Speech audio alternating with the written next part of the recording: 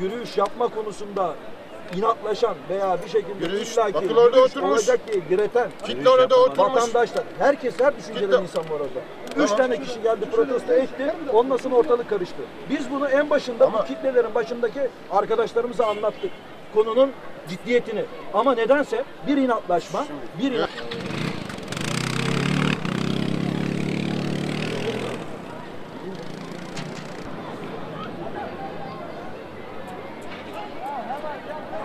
ama polis müdahale etti ama ya. Polise müdahale etmezse bir şey yapmaz.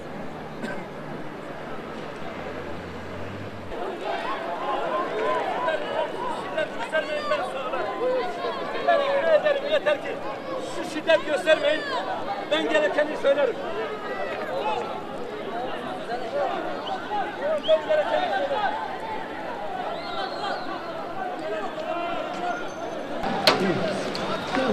At ya ne? At amına koyayım. At saldır amına koyayım. Hey! Ne yapmayacaksın ya?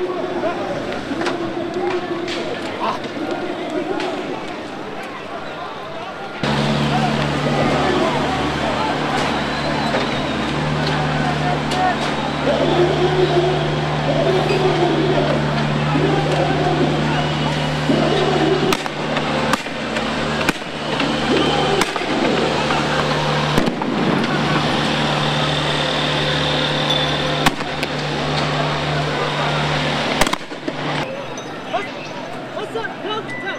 Kalk. Arkada kal.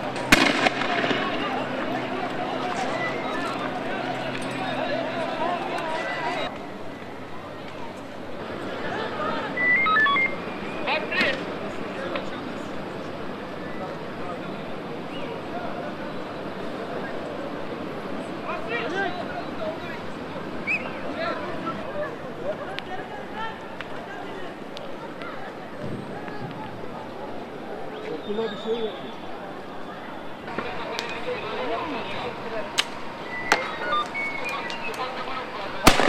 Atma!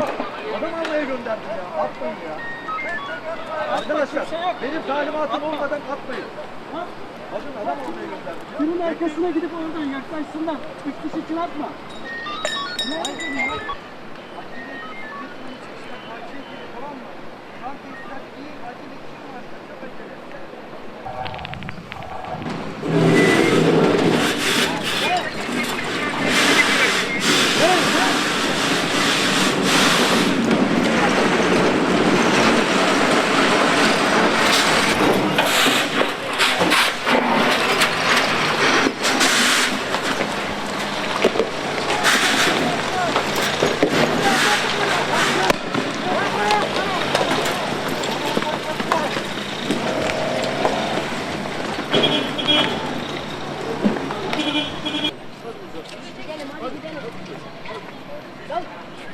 Niye yapıyorlar ki?